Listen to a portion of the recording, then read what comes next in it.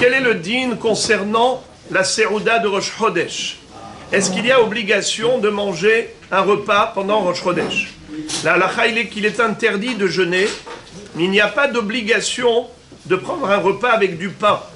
On peut manger tout et n'importe quoi, c'est-à-dire des fruits, des légumes, du poisson, de la viande, pas obligatoirement du pain. C'est la raison pour laquelle celui qui aurait oublié de mentionner Ya'ale v'yavo dans Birkat Hamazon de Rosh Chodesh n'a pas besoin de recommencer Birkat Hamazon comme c'est le cas pour Shabbat. Shabbat, celui qui a oublié de mentionner Retze v'Halitzen dans Birkat Hamazon le vendredi soir ou le Shabbat midi, doit recommencer Birkat Hamazon entièrement. À Serouda Shlishit, non, parce que certains pensent qu'il n'y a pas d'obligation de manger du pain. Bien que le Shulchan Aruch ait dit qu'il faut manger du pain, mais étant donné que lui-même a cité d'autres opinions, et que c'est une marloquette, alors ça fait que Berachot Leakel, quelqu'un qui a oublié de mentionner Retze à Serouda Shlishit, ne recommencera pas Birkat Hamazon entièrement. Mais pour Rosh Chodesh, c'est sûr qu'il ne faut pas recommencer, puisqu'il n'y a pas d'obligation de manger du pain. Et c'est toujours lié. Quand il y a obligation de manger du pain, il faut recommencer Birkat Hamazon si on a oublié la mention relative à l'événement du jour. Maintenant, écoutez la précision et essayez de vous concentrer quelques secondes. Quel est le din si on n'a pas terminé totalement Birkat Hamazon? Par exemple, j'ai dit Baruch Ata Hashem, Bonei Yerushalayim. Je n'ai pas encore commencé la 4e bracha qui s'appelle la bracha de Hatov et Ametiv, puisque dans Birkat Hamazon il y a 4 brachot. Hazan et Akol, Ala Aretz vers l'Amazon, Bonei Yerushalayim, Hatov et Ametiv. Maintenant, il n'y a que 3 qui sont Minatora. La 4e n'est que Miderabanan. Quelqu'un qui s'est rendu compte après Bonei Yerushalayim, qui n'a pas dit le Retze, par exemple. Il n'a pas mentionné Retze.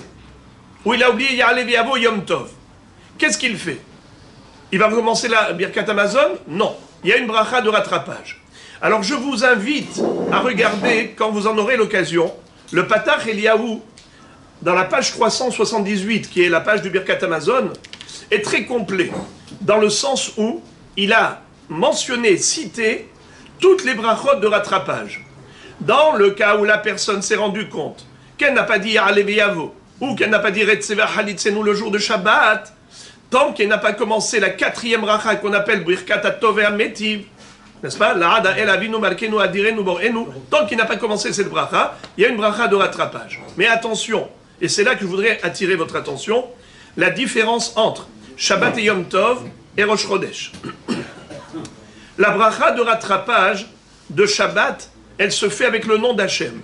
La bracha de rattrapage de Yom Tov avec le nom d'Hachem. Mais la bracha de rattrapage de Rosh Chodesh et de Chol HaMoed, c'est la même bracha, mais sans le nom d'Hachem. Je vous lis, par exemple, quelqu'un qui aurait oublié Shabbat, alors il dit, Baruch Ata Hashem Elokeinu melech haolam, Asher natan Shabbatot limnucha le'amo Yisrael be'ahava le'od ve'librit, Baruch Ata Hashem mekadesh ha-Shabbat. Et ensuite, il continue, Baruch Ata Hashem la'ada el avinu malkenu adirenu borenu. Pareil, si c'était Yom Tov, alors il va dire comme ça. Baruch Ata Hashem Elokeinu melech haolam, Asher natan yamim tovim le'amo Yisrael le'sason ou le'simcha, et Yom Hag HaMatzot hazeh, ou et Yom Hag HaShavuot hazeh, ou et Yom Hag HaSukkot hazeh, ou et Yom Shemini Hag HaTzeret hazeh, Baruch Ata Hashem, Mekadesh Israël be'azemanim. Ça, c'est la bracha de rattrapage de Yom Tov. S'il a oublié Ya'ale v'yavo, et ensuite il continue la 4e bracha. Qu'en est-il pour Rosh Chodesh ou Chol HaMoed? Étant donné qu'on n'a pas d'obligation de manger du pain, alors à ce moment-là, la bracha de rattrapage, elle est sans le nom d'Hachem. Je vous la lis. Baruch Shenatan Raché Chodashim le'amo Israël les Zikaron. Baruch Mehadesh Chodashim. C'est-à-dire que là, il n'y a pas de Shem Hashem. Baruch Shenatan Raché Chodashim le'amo Israël les Zikaron. Pareil pour Chol HaMoed. Alors, de là, on déduit qu'il n'y a pas d'obligation de manger du pain. Mais il est tout de même important de faire une Serouda Rosh Chodesh. Les poskim disent que la bracha, le budget annuel qu'on reçoit toute l'année pour la Parnassa, c'est fixé depuis Rosh Hashanah.